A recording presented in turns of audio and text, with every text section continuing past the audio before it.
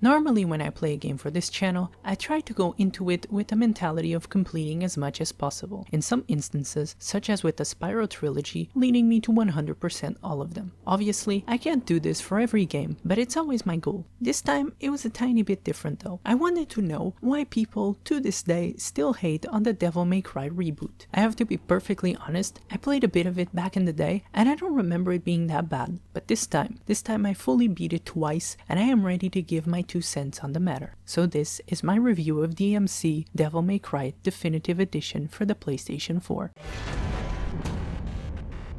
DmC is a hack-and-slash video game developed by Ninja Theory. You might know them from Hellblade or Enslaved Odyssey to the West, among some other things. Although not the most commercially successful company, it is one that I would consider consistently solid for a long time. This only confused me more when I found out people didn't like the new Devil May Cry. I mean, sure, Dante looked different, but the gameplay seemed on point, and on release the game received mostly 8 and up reviews from critics. And this was apparently the problem. Fans just didn't enjoy their original design being messed with, and it got so bad that the company started getting death threats, demanding they change Dante to his original look. Apparently, these threats were made in the form of death metal songs and comic books, so at least they were creative, I guess. I just felt like I needed to address this situation, even if it's just for a second. Now that that's done with, let's actually look at the game. At its core, DmC is the same package with a new coat of paint as its predecessors. Of course, some changes were made, and no, not only on the character design-wise. Instead of being a half-human, half-demon spawn, Dante is actually a half-angel, half-demon. This reflects on the gameplay with your abilities, but more on that later. Dante gets involved with an organization run by his brother Vergil. His brother helps him remember their mom and dad and how they both got killed by the demon king Mundus. Dante and Vergil are the only Nephilim left, these being children born from a demon and an angel. Nephilim possess the power of both, making them extremely powerful and the only ones able to kill Mundus. Both Vergil and Dante are helped by Cat, a psychic medium that can see Limbo. Limbo is essentially something new to this game, being inspired by the things that closed you in combat in the first ones. It's a distorted version of the world where the demons reside. Think Silent Hill world, kinda like that. Most of the game takes place in Limbo, and there are only enemies when you are transported to it. Not that this really matters, because there's only 1 or 2 small parts of the game where you are not there. It's actually a good way to transform and twist what would otherwise be dull, uninspired locales, giving them some variety and extra flair. One of my top favorite examples of this is Mission 5. It all takes place on a factory, but everything is broken and twisted. It looks pretty great and has a verticality that I wish other levels had, and in the end you reach this nasty creature that is just so vulgar and so gross. Honestly, it's all juvenile fun and I love it. This mission is also a great segment into the duality of powers. As I mentioned before, Dante this time is a Nephilim, and this gives him the ability to use angel and demon powers. These mostly consist of different weapons color-coded in red for demons and blue for angels. Some enemies are also colored in whatever they are weak to.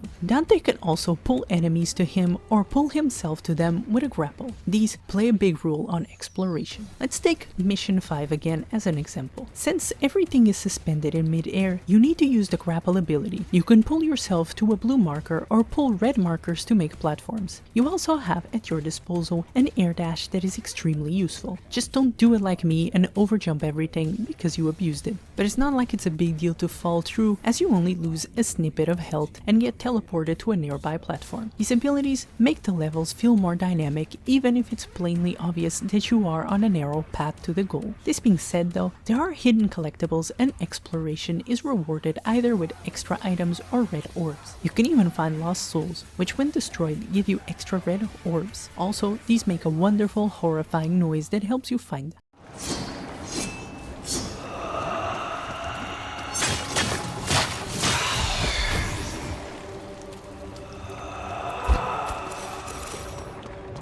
I wish more games had this. Not only does this give you a hint on where they are, but also makes the world feel more alive. It made me feel like if I didn't free them, they would always stay there suffering, and that they were there before me. Other than the lost souls, there's also keys that open golden doors. In these, you complete a series of challenges. Once completed, each one will give you either a health piece or a devil trigger piece. Once you have 4 of either, the meter will upgrade. It's pretty great that there's an incentive to explore, not only for the obvious reasons, weapons, but because the environment is almost like a character of its own, always blocking you and trying to harm you, even going as far as taunting you and cursing at you. And this is something that DmC does very well.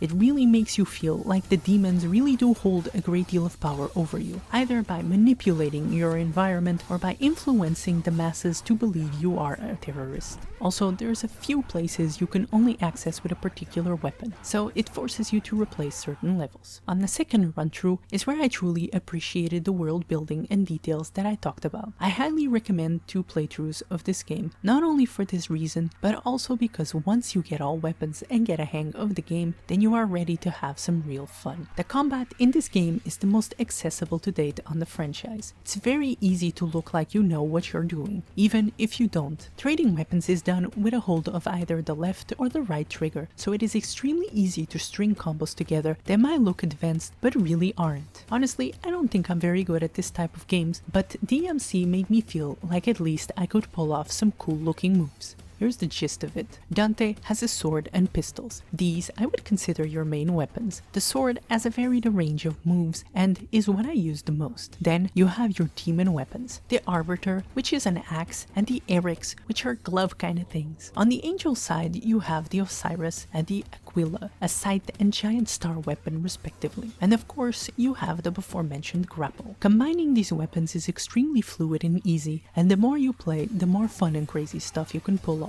All of these have purchasable moves that slowly expand your arsenal usefulness. The combat is very self-explanatory, and I don't think I have anything else to say about it. It's worth noting that you also get a shotgun and a sticky grenade gun, but to be perfectly honest, I prefer the pistols to the shotgun and completely hated the sticky gun.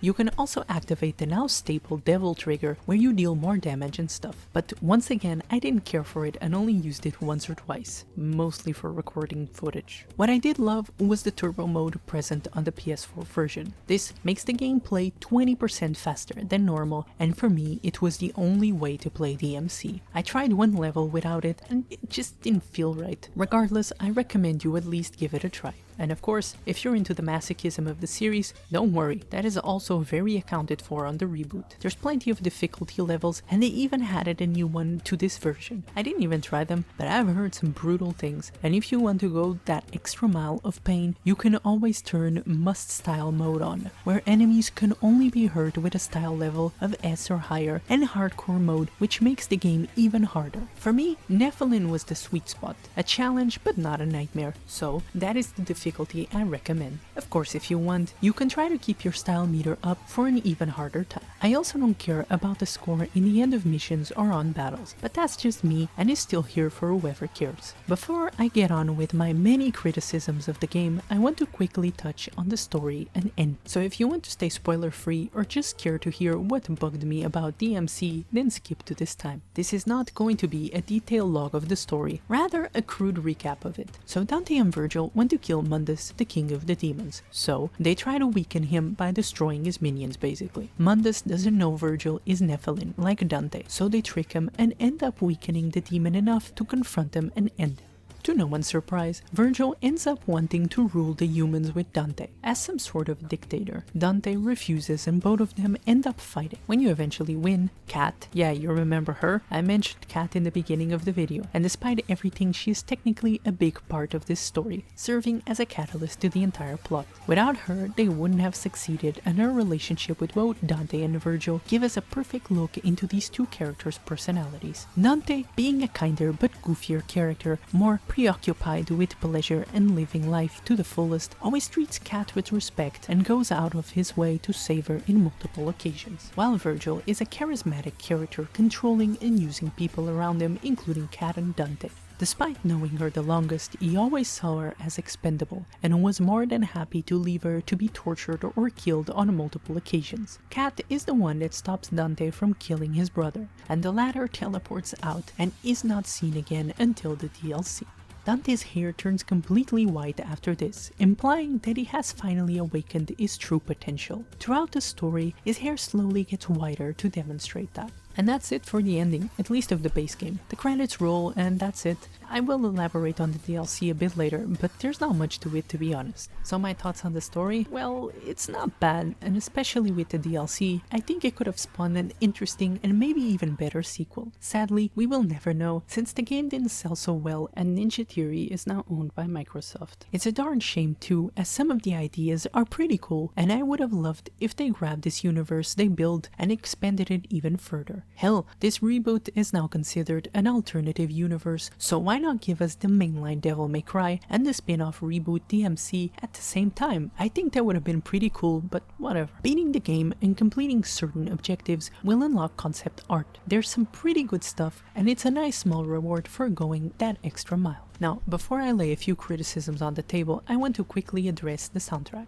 Devil May Cry games usually garner a big fan base on the OST department, but I feel like this one is fairly different. I just don't get it. The soundtrack is on par with other games on the franchise. Maybe it's a bit more electrical, but it still has that heavy vibe that the franchise is known for, with plenty of nice riffs and catchy tunes. I'm not a huge fan of Combi Christ, but I think they did a phenomenal job creating songs that fit perfectly into the fluid and hectic combat. The more ambient-like tracks are also very nice, a bit too industrial for my taste, but they fit the game and its tone perfectly.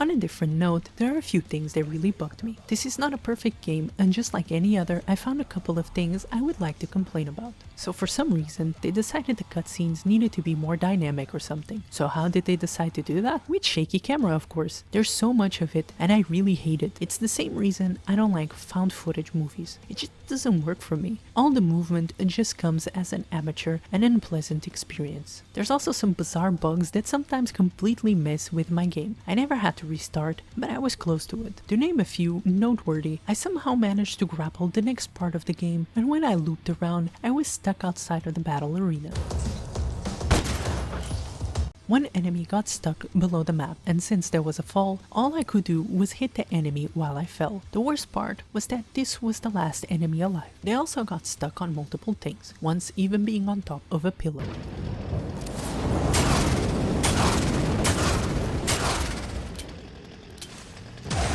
Some enemies also froze up, but this, I don't know if it was a bug or not, but I'm assuming it was. You can also choose a different skin for Dante. Sometimes it shows up on the cutscenes and other times it doesn't.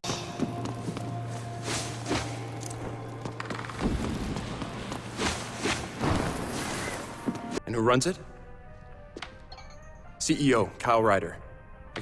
It's little things like this that scream lack of polish. I can understand, I really can. A small team with limited time and budget is bound to have some hiccups. But this is a remaster of sorts. If the FPS can be locked to 60, which by the way, there was never a time I felt like it dropped, so congrats on that, and certain changes can be made, why couldn't they have spent just a bit more time trimming the bad ends? And yes, I am aware the remaster was handled by a different company, and that they did fix a bunch of stuff from the original, but Capcom is huge, and I would just expect a bit better from such a big name as Devil May Cry. But at least there was no game-breaking bugs. Sometimes you need to bring certain problems into light, and I feel like we need to be harsher on this kind of stuff because it can really mess with the immersion and flow of a game. If we don't point these out and tell game companies that this is not okay, then we risk everyone becoming a Bethesda, where bugs are a main part of the game by now, and at least Skyrim and Fallout are huge games. Huge games that should have more quality control and polish, but huge games nonetheless. A single-player linear game should have even more polish because of its restrictive nature. In short, if you're going to remaster a game so early, at least make sure it's extremely polished. The sound in general also seemed a bit off at times. Long pauses, one in each tunnel. Let's get to work.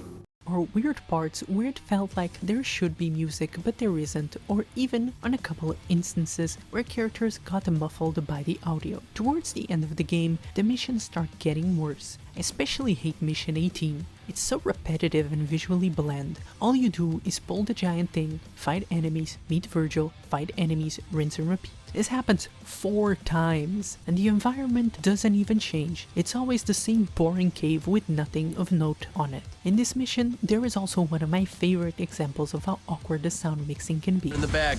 Any problems? No.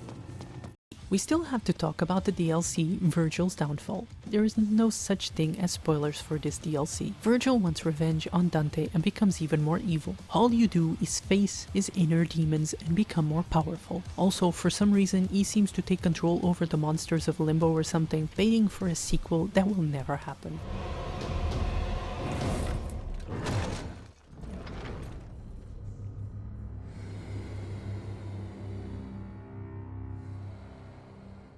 This DLC is very short, I believe 6 missions, and it feels rushed and unfinished. The cutscenes are a really ugly art style, and at least one level is reused, even if it does fit the narrative. There's only one boss fight, and the same lack of polish is seen in this short campaign. I mean, right in the beginning, if you jump on the floating platform, it has its weight distributed, but if you do it again immediately, it just resets and looks so wrong. It also didn't flesh out the one idea I wanted them to touch on, the dreamlike segments. I thought these were pretty cool, but very underutilized. Sadly, Vergil's Downfall didn't fix this. On a good note, Vergil is actually really fun to play as. He has a bunch of cool abilities, including doppelganging himself, and instead of different weapons, he just infuses his sword with demon and angel powers. He felt familiar, but also distinct enough from Dante for me to not consider him a reskin. It wasn't a bad DLC, but it left a lot to be desired. The Bloody Palace was pretty fun though. Fighting waves of enemies both as Dante and thanks to the DLC with Vergil is pretty fun, and I can see why people would lose countless hours trying to complete it. And with this last note, we are at the end of this review. I really don't get all the hatred this game gets. I know it's not as bad anymore, but I feel like it doesn't get the recognition it deserves. I hope if you are one of those people that completely ignored this game because of the redesigns, you strongly reconsider giving it a chance. Is it the best game ever made? No, not in a long shot, but it stands on its own merits and it fully deserves more attention. I understand people being hesitant of change. Believe me, I'm like that too. But it's by changing that we evolve, and good things can come from change. I mean, if nothing else, at least think that without DmC, there wouldn't have been a Devil May Cry 5 as we have it today. And that is it for this one. Thank you so much for watching. If you really did watch this far, I'm assuming you found it at least remotely enjoyable, so consider subscribing and liking the video. I would also love to hear your comments on DmC. Did you play this one? Were you disappointed? Or did you actually enjoy it? Let me know. Anyway, thank you so much, and I'm sorry if my voice sounds weird. I think I'm starting to catch a cold. I'll see you next time. And I got a bigger dick.